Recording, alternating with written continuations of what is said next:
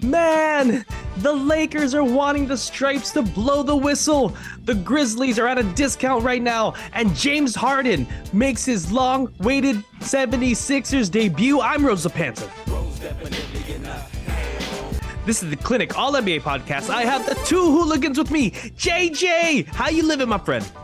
Ooh, feeling good, feeling great.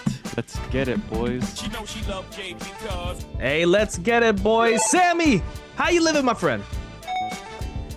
We still have James Harden, day 2. And I'm ready to talk about it again. Sammy takes it all the way. The Sammy logs, man. Well, you get to start a little early because we're going to talk about that first. James Harden's debut with the Clippers. It went something like this: 17 points, 3 rebounds, 6 assists in a 97-111 loss to the New York Knicks. I want to ask you guys, it was a kind of a bumpy game, but overall, what did you guys think about James Harden's first game with the 76ers? Also, just sort of like the chemistry that you saw with the other stars. What did you guys see? I don't know. I might be biased, Sammy. Well, I'm not biased, but for a team with that much star power and not scoring over 100 is a concern for me. James Harden, he put up some stats and pretty impressive stats for his first game, 17 points, which I'm not mad at. I expect him to be more of the facilitator role as he was with the 76ers, but I don't know. It would have been nice if the Clippers won, obviously. You had a better look at the game since you're a fan. What did you see? Well, honestly, I was a little surprised that they started Westbrook, Harden, Kawhi, and PG. Yeah. And I wonder if that's Ty Lue initially saying, let me see if this will work so I can manage egos. Because the obvious choice to come off the bench is Westbrook. But last time he did that was with the Lakers, and we all know how that went. So I don't know if he was trying to kind of protect his guys and go to that if this proves not to work in terms of starting the 4 of them. Overall, it felt like all 4 guys were very passive to start, where they're trying to find their way. I kind of thought this game was going to be a little like this. I will say they were tied through 3, and then they just fell apart in the 4th. The game was tied, and then the 4th quarter they put up 21 and gave up 35. I mean, so that part, I think, says that it's not like they were getting blown out the whole game, but this is going to take a few games to figure out. Clearly, they want Harden to be the facilitator. That makes the most sense. But I'm just trying to figure out how these guys slot in together. The other problem that they're going to have, especially now that Plumlee is hurt, he has an MCL sprain. We don't know the extent yet. They're still diagnosing the grade. If they continue to start these 4 guys together, Kawhi's a decent rebounder for his size, so is PG, but they're going to get blasted on the boards by big teams. And so that's the other part of this that's going to have to get figured out if you're going to keep these 4 on the court together. So overall, I'm not in panic mode because they lost a game at all. I still have no idea if this is actually going to work, but I am curious to see if they're going to stick with starting the 4 of them together or if they're going to flip otherwise. So I don't know if that's too reasonable to take and not Homer sound the alarm enough, but that's kind of where I stood at it. I'm curious to see over the next 4 to 5 if we start to see either of them gel or they say, okay, we need to bring Westbrook off the bench, because I think those are the 2 choices. Bro, what did you see? The thing that I mean, it was a bumpy game, and it was a game full of turnovers. I think they turned the ball over like 22 times. So you could tell that like they weren't very cohesive off the bat, just trying to figure things out with James Harden. But the thing that I did like is that they subbed out James Harden first, and they ran him with the second unit, which to me is probably the best way James Harden can succeed. So the caveat to this is that I really liked Russell Westbrook with the second unit better. And I don't know I don't know where you go here. I don't know if it's just like Ty Lue's like, okay, well, this is like the new toy that we have, so we kind of have to feature him a little bit. So we should run him more with the second unit than Russell Westbrook. In my opinion, I think Westbrook fits that role better just because he's like that energy, like spark plug. It's just there's a lot of there's only one basketball, and there's a lot of stars here to mesh. So I'm kind of curious how this sort of plays out. Do you guys predict down the line that for the second unit at least will be run by Russell Westbrook or by James Harden? It should be James Harden, but it'll be Russell Westbrook. I think Westbrook does have that energy, and he knows the system already where James Harden could just play off of Kawhi and Paul George. And that'll fix some issues, Sammy, but I'm still concerned about the Clippers rebounding just because Zubac is the only player on the team right now that's over 6'8", and the Clippers got smashed from the Knicks. 48 rebounds to your 31. So, but what do you think? So it's interesting because you look at who they traded away. It was Marcus Morris, who we've discussed ad nauseum here last year. Maybe it just feels like nausea to me when we were talking about him. No offense, man. Hope you're happier in Philly. Seems like you are. But it was him, Batum, Covington, and KJ Martin. If you look at that's actually 4 power forwards that they traded away. Yeah. So they did get one back in PJ Tucker, but obviously he's undersized. So that's why this Plumlee injury hitting when it did is actually a big deal, because the only other big on the roster is a first round or second round pick from last year, Moussa Diabiate, who's not really ready for a role on what you would hope is a contender. So there's going to be either a follow-up trade of some kind, like a smaller trade, just for a rotational big if Plumlee's injury is bad, or they're going to maybe try to go a little bit of 5 out, because the other thing for Zoo is, as much as I like him as a center who plays his role really well, the knock on him is his hands. And you've got guys now on this team that are firing passes from all over the court. In Harden and Westbrook's cases, like they're literally coming from anywhere. And he did have a little trouble with that yesterday. So it's a mix now.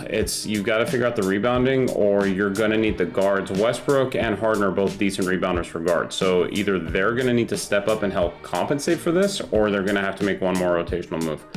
But even when, just to conclude this, the loop on this, even when Plumlee comes back, you can't play Plumlee and Zoo together.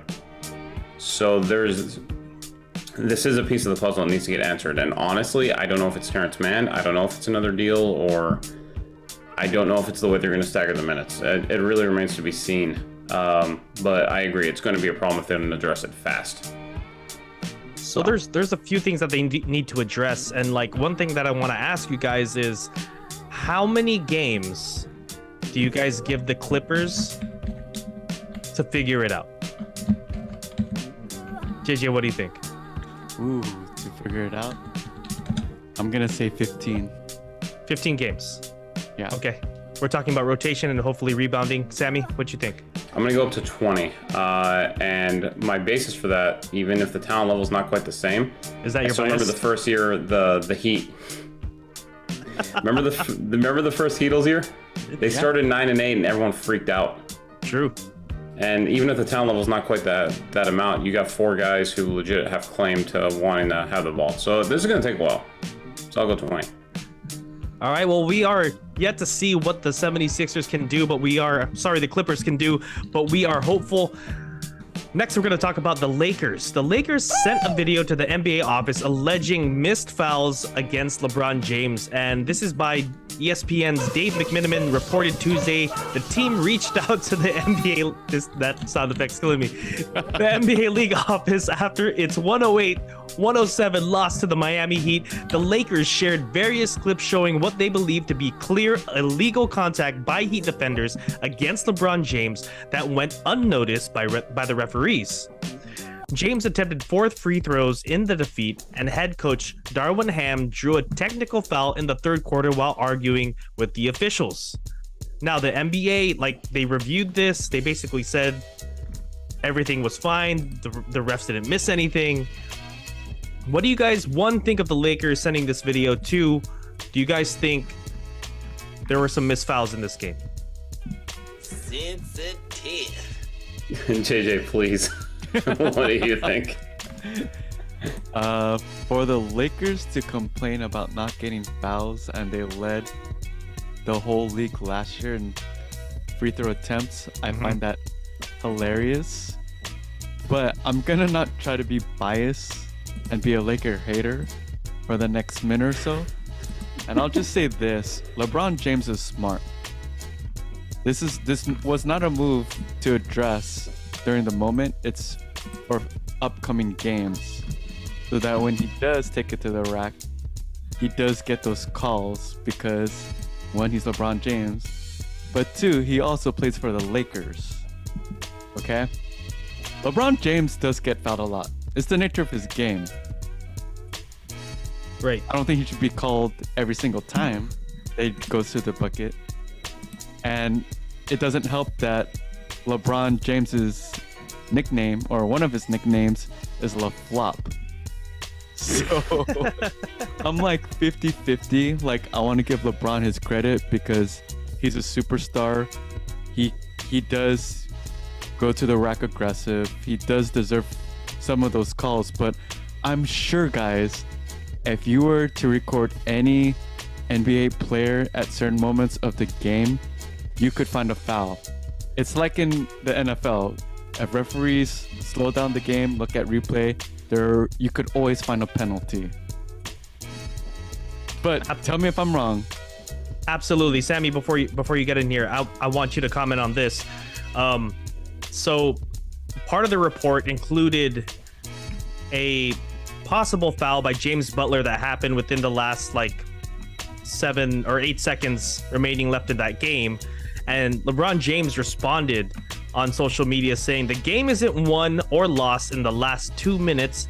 If you know the game, things happen throughout the first, second, third, and the first 10 minutes of the fourth. That has major impact on outcomes. Sammy, what do you think of that? I mean, yeah, it's hard to disagree with the man in terms of he's going to know this stuff better than I am. But at the same time, I guess what it comes down to is what we as fans are going to remember is whatever happened in that at the end of the game. You know what I mean? So I don't disagree, but I just think that's not the stuff that the mainstream is ever going to see. So that's why that explanation might contradict what our eyes are going to tell us. But I can't disagree with him necessarily. What do you think? Yeah, I can't really disagree with him either. I think that I agree with JJ that it's kind of ironic that this team led in free throws and they're lobbying for more free throws. But I also do think that the Lakers have two players that are very hard to officiate, who play very physical down low. And we're talking about Anthony Davis and we're talking about LeBron James. And they don't play very fast either. This is a team that likes to slow it down, play the big possession game. They don't run very fast. It's a lot of physicalness. That's how they try to beat you. So I don't know if this will do any good in the future, but I know that, like JJ said, LeBron James is a smart man. Mm-hmm. So we'll see how that goes. LeBron James, we're going to move on to another topic about LeBron James. Anthony Chang. LeBron says he'd still be just as dominant if he never went to Miami Heat, per Anthony Chang. And LeBron then retweeted this story with, "You damn right, I would still be. I'm chosen. Ain't nothing changing that. Maybe less rings, but dominant from start to finish." Do you guys think that LeBron James would still be just as dominant if he never went to the Miami Heat?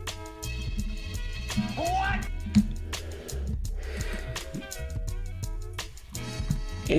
It's an interesting choice of comments. Let's start there, because what you're kind of saying when you say that, you guys tell me if I'm wrong on this, is that you're almost admitting that you specifically wanted the extra help to win the rings, and I'm trying to find a way to articulate this properly. No number one star in the NBA in the history of the league has ever won without a good number two and number three. I think we all agree on that, right? Yes. But Yes. how a lot of people remember that move, right or wrong, let me put that out there. I'm not saying this is the correct opinion, is that he left a sinking ship because he wanted to go assemble a championship team and kind of started the player empowerment era, which some people like, some people don't. But I feel like what this is doing is putting the magnifying glass on that and saying, yes, I needed the help. And if I never went there, maybe I wouldn't have the same amount of rings I have now. Like, it doesn't put his historical career in the best light for him to amplify that, I guess, is the way I'm thinking of it. If that makes sense to you guys? So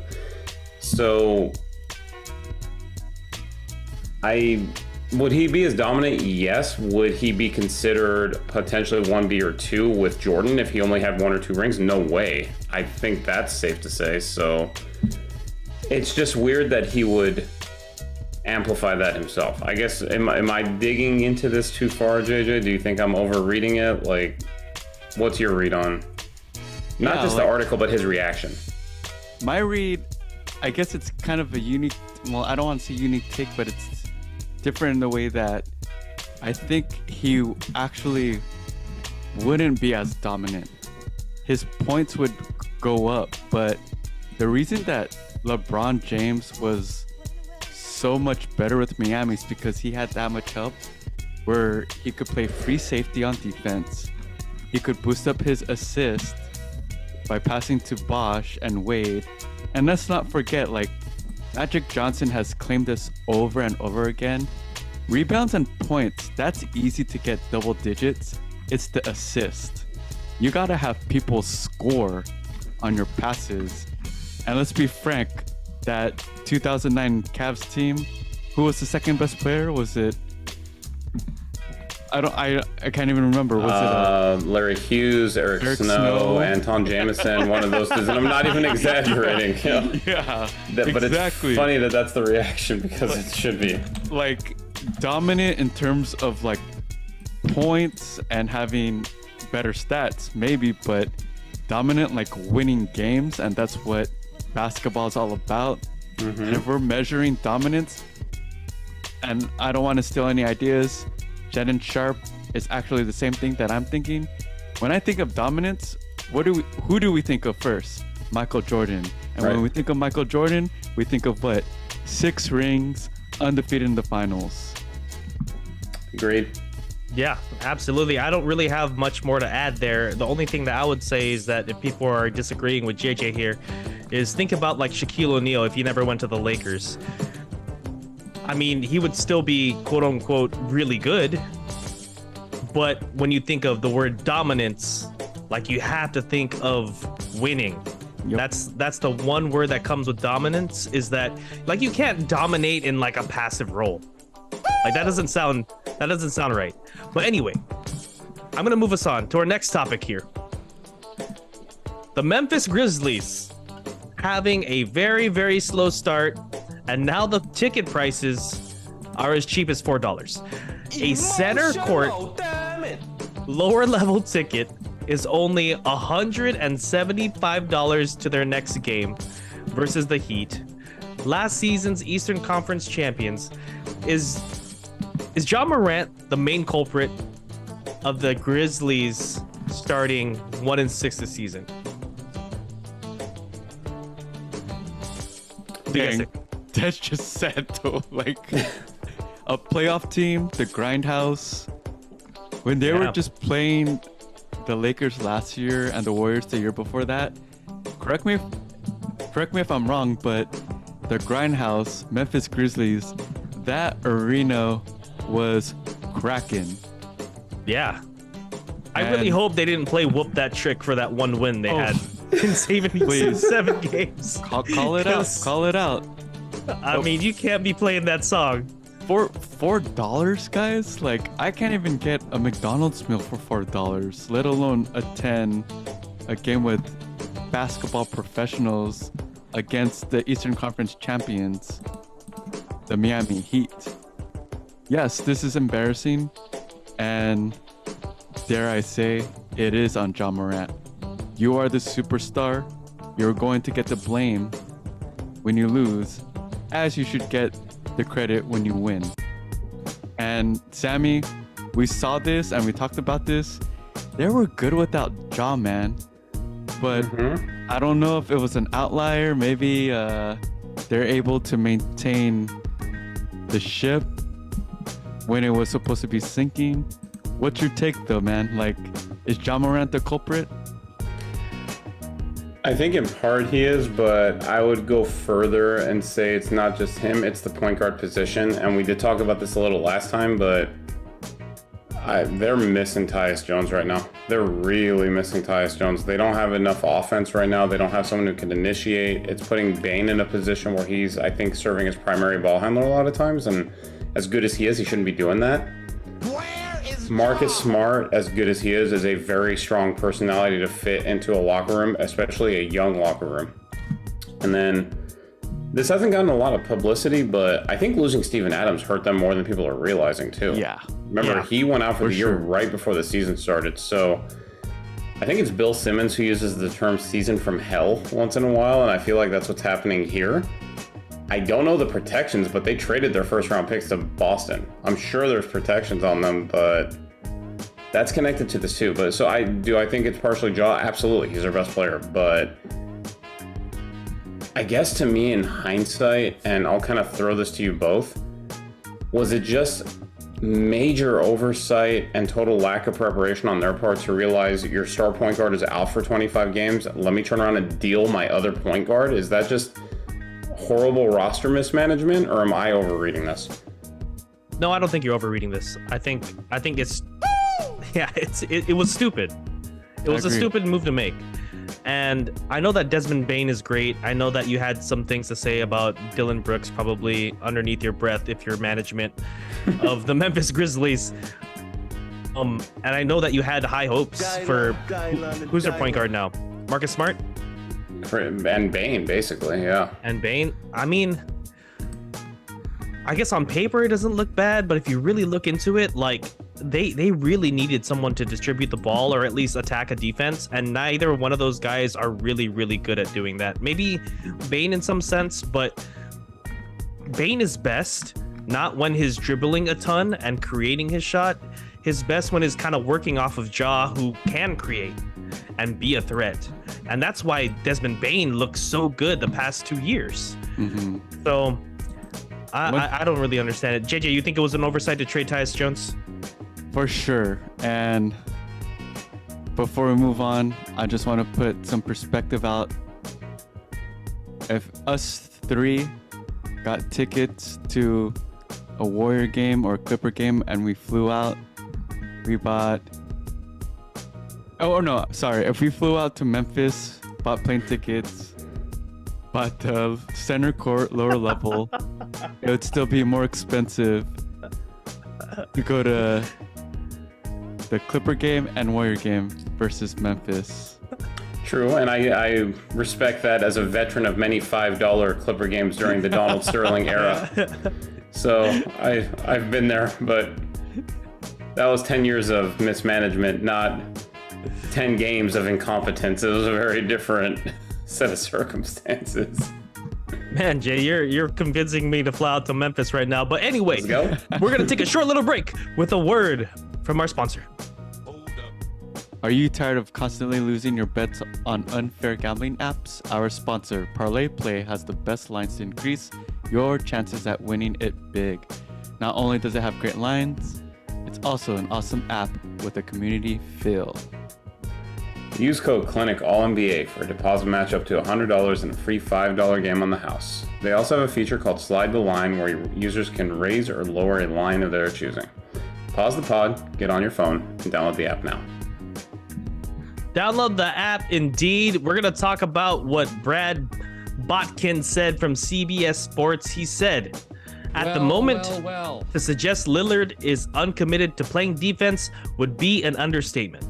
In reality, the guy's playing some of the laziest, flat-out worst defense of his career. It's been borderline disgraceful at times. Wow, there's a lot of trigger words in there. He did not.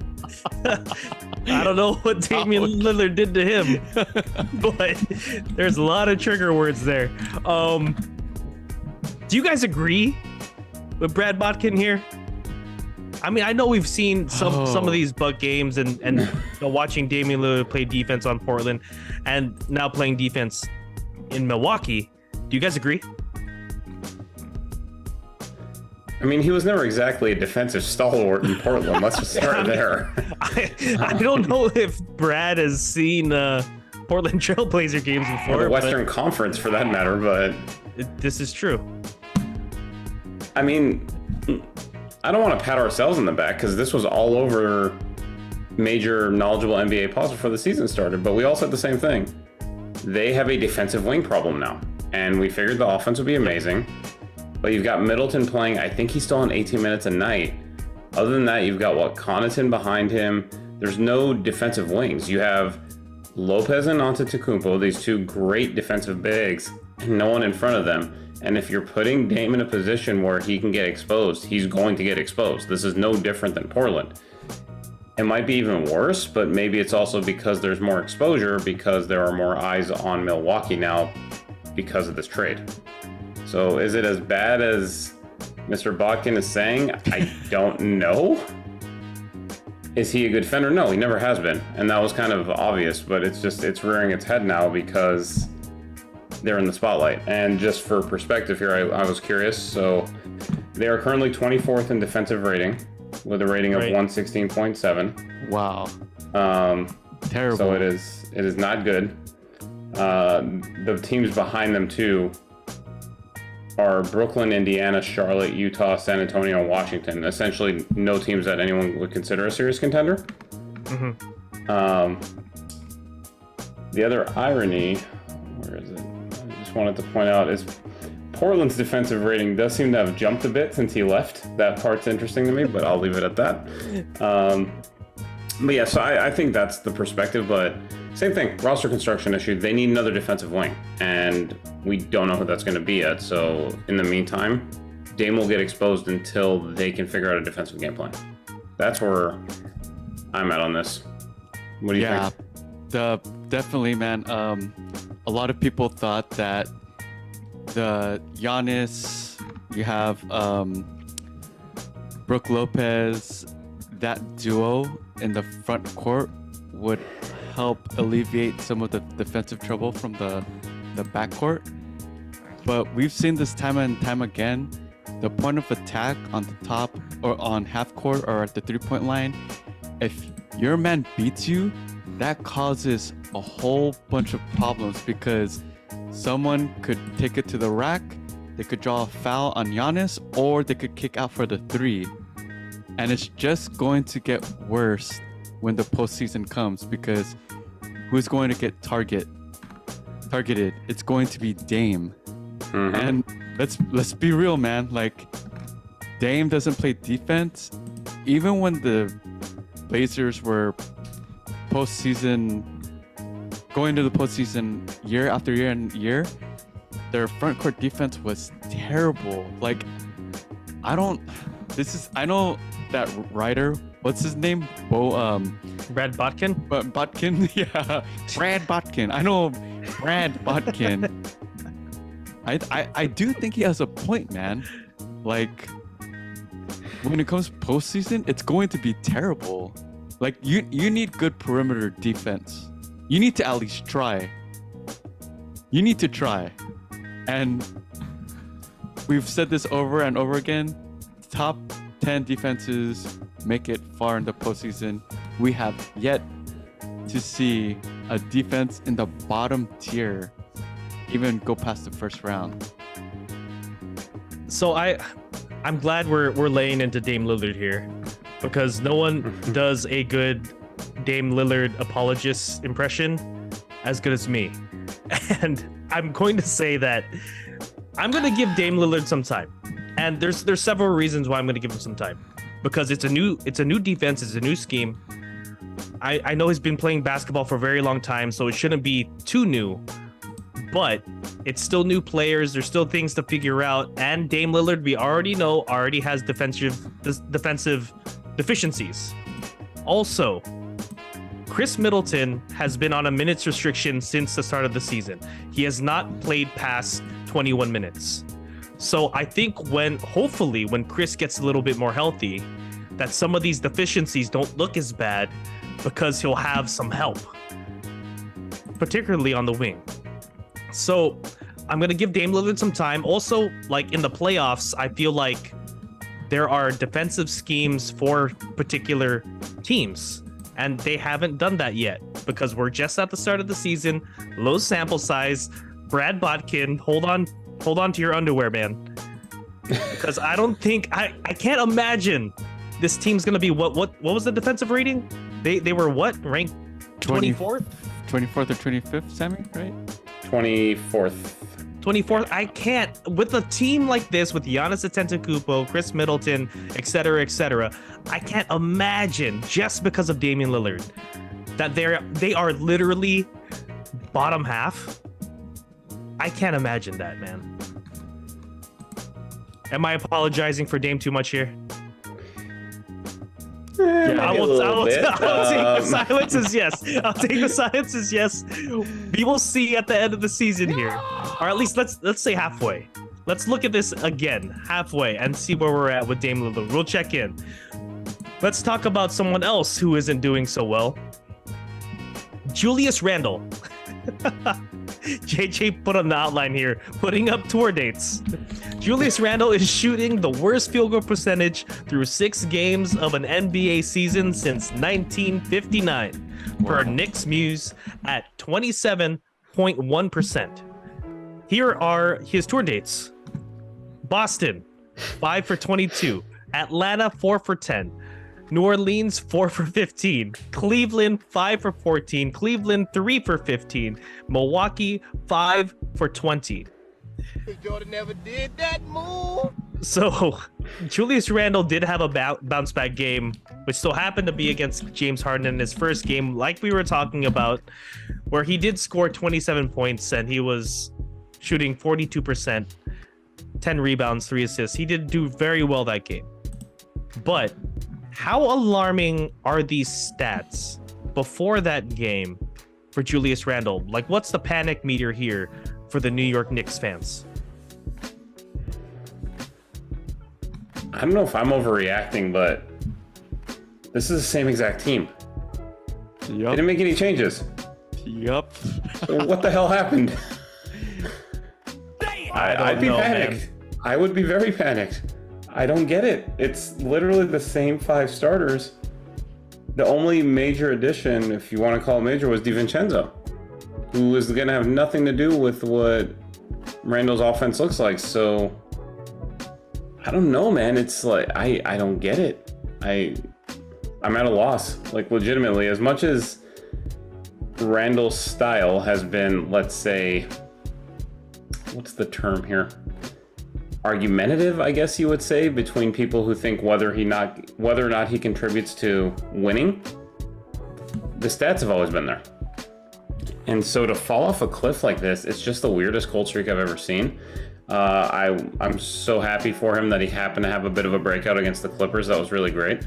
So we'll see if that's a turnaround and this was just a really odd cold streak or something. But even in that turnaround, he still only shot 42%. So it's not like he went out and shot 65 or 70. So Yeah. let's be real about that. So Yeah. I'd be panicked. I mean, let's assess where we're at 5 or 6 more games from now, because then we'll be through not quite 25% of the season, but a decent chunk. But I'd definitely be panicked. You guys? If I was a New York Knicks fan, I would be definitely panicking because you're posting tour numbers. All right, number one. Number two, I don't like his attitude, especially to some of the players that are showing that they're real leaders on a team that desperately needs leaders, like Brunson. Like the last Laker game before the Clipper game, it was reposted on multiple sites where Brunson is trying to score to take the lead, and Julius Randle is on the top of the key asking for the ball. And when he doesn't get the ball, it's clear as day he's moping. He doesn't run back on D, and then guess what happens? They lose the game because of that moment, and you're the power forward. You should be protecting the key. I don't mind, guys, that the shooting percentages are like 27, 30% for 6 games if you're a 2 or 3 guard. But for a power forward where you're supposed to take close to the rim shots, close to the board shots, what are you doing, man? You have no business taking 3-pointers, mid-range. You should be dominating the paint. Or at least getting to the line. And to shoot 27.1%. Come on, man. You're not Clay. You don't have an excuse. You're not James Harden. Not an excuse. Jay, I completely agree with you, man. And to talk about that play a little bit more, where Jalen Brunson goes up for the shot and then Julius Randle walks literally the whole court, all the way back.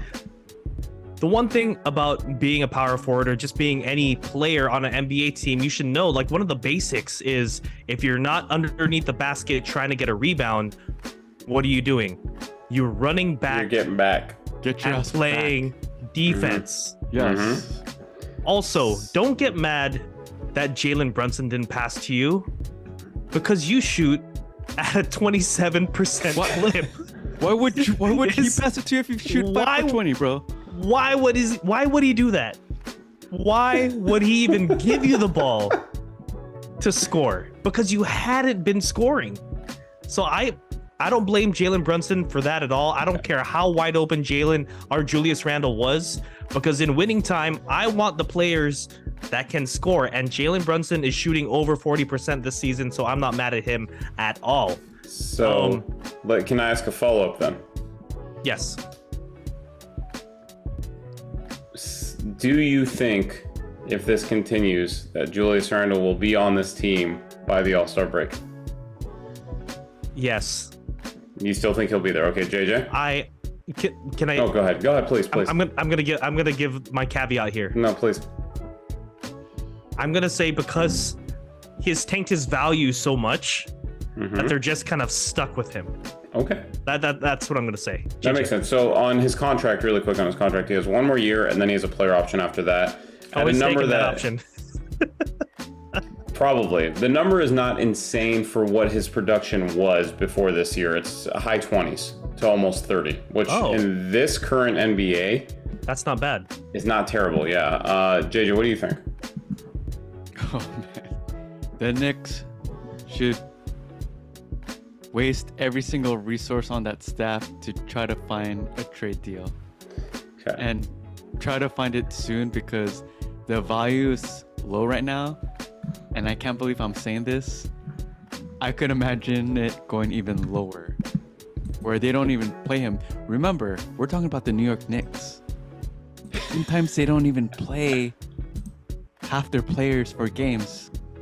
They'll have a 7-man rotation, and out of spite, sit this man out. There will be a sucker that will take this man. Well, possibly with assets attached. So yes, they are known to be the team waiting on the next disgruntled star, because they have some assets, they have some young pieces. The name that they are supposedly waiting on that's being talked about the most is Embiid, if Embiid becomes available.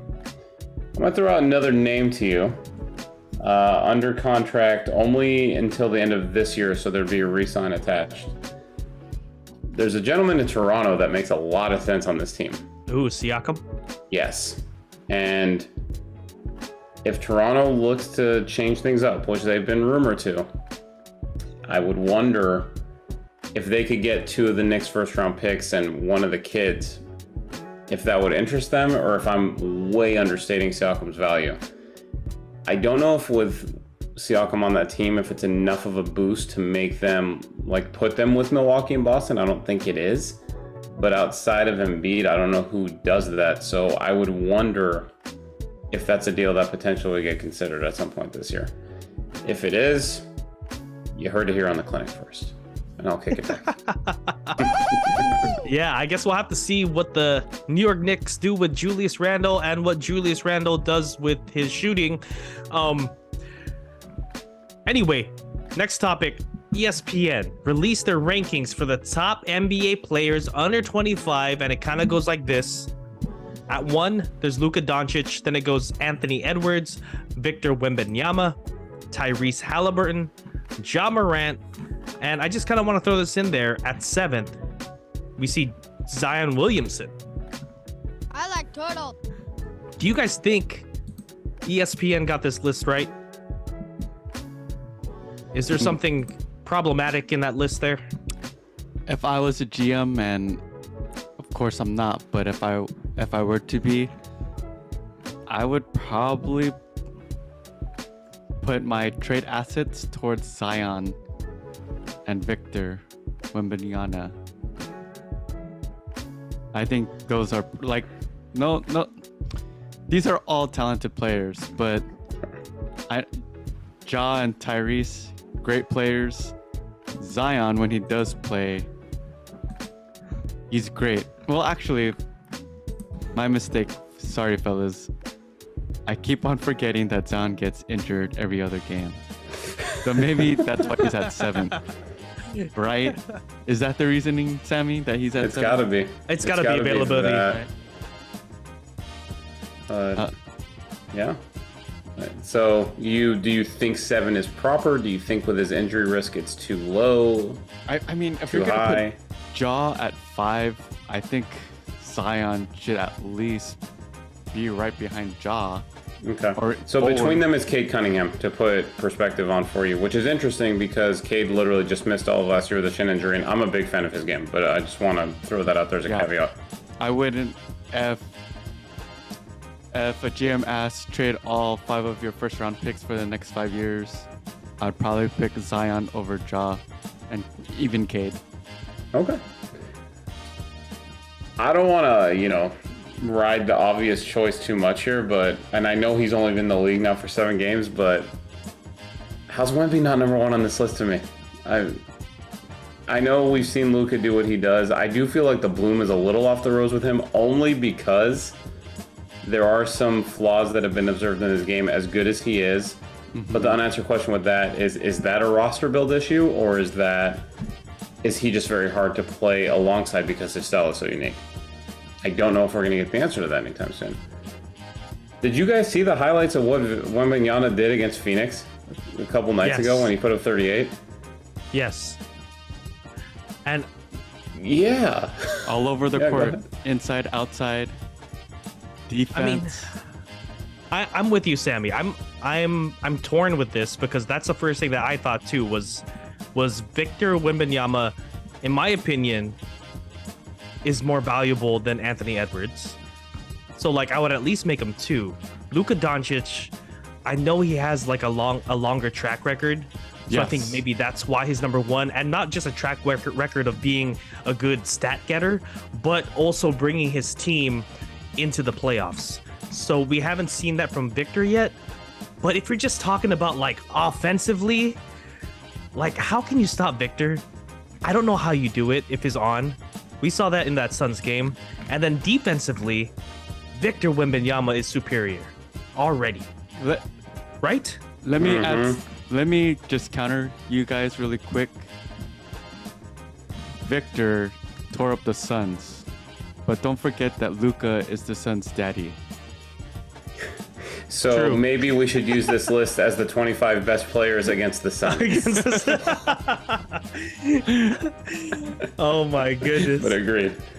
But that's hilarious. Yeah, but Wembanyama, man, like I know he's tall, I get that, but he's already averaging 2.5 blocks a game, 8 rebounds a game, shooting a decent percentage from 3 outside of 2 bad games.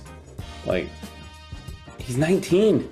I can't get past that. This kid is, barring injury, and I'm not literally knocking on wood now because I want this kid to be healthy, he's gonna live up to the hype, which is wild. So yeah, I think you put him up at 1, and then just on a high level, we've all been watching basketball, I'd say, for more than 30 years, combining just, most of our lives, right? We saw some dark periods, and after Jordan retired, there was not the best talent pool. You look at who's on this list, like going a little further back, Garland, Ball, Jackson, Maxey, Mobley, like going all the way down this list. You have Scoot Henderson at 23. Şengün's down there, Keegan Murray. The league is in an awesome place right now, just in terms of the talent, just looking at this list. So that part's awesome for guys like us who just like to watch the game. I just wanted to point that out. I was just looking at this list, and these are all dudes that have all-star potential minimum.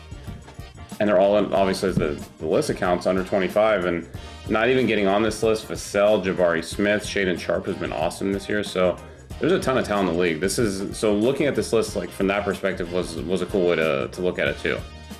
Yeah, absolutely. And one thing that I want to bring up as well that kind of left me scratching my head, Tyrese Halliburton is ahead of Ja Morant. Do we think that is because of what is going on with Ja Morant currently? Or do you guys think if Ja Morant was even playing, this is how the order should go? No, it has to account for Ja Morant's activities, extracurricular activities. Yeah. I'm going to be contrarian on this. I think Halliburton's finally getting the exposure he deserves. I love watching that kid play. I think he makes his teammates significantly better. Like, he's averaging 12 assists a game right now. That's wild to me. That's like, true, man. Yeah, he is such a good player, and we just haven't noticed it because he was with the Kings before the Kings had the little renaissance last year.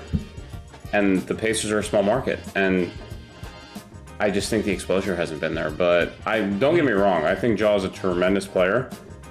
I think I've always been impartial to the pass first point guard, or a little partial to that, so maybe that affects my opinion here. I would consider them like 4A and 4B personally, but I don't necessarily think Ja is light years ahead of him. I think Ja is more exciting and has gotten more exposure because of Memphis's playoff success. But that's interesting, because I honestly like Ja Morant ahead of Tyrese Halliburton just because I've seen Ja Morant perform in the playoffs. It's a good argument, yeah. I haven't seen Tyrese Halliburton get there yet, but maybe this year will be their year. But with that, that's actually all we have for tonight's episode. I want to thank you two for being on. JJ, thanks for being on, man. Thank you, everybody. Appreciate you all. She knows she loves Jay because Sammy, thanks for being on, man. Thanks for having me. And friends, if you'd like to see tomorrow's episode of the James Harden saga, please join us on Valley Sports for Sammy takes it all the way. the next Clippers game in Brooklyn, 4:30 p.m. Pacific. And of course, shout out to John, who's missing right now. I'm Detective John. And shout out to our video producer RJ. Check out our YouTube channel. Remember to rate, subscribe, and review. Like us on our Facebook group page, The Clinic All NBA Podcast, and follow us on Twitter at Clinic All NBA. I'm Ro Zapanta. This is The Clinic All NBA Podcast. Come find us wherever you get your podcasts. Okay.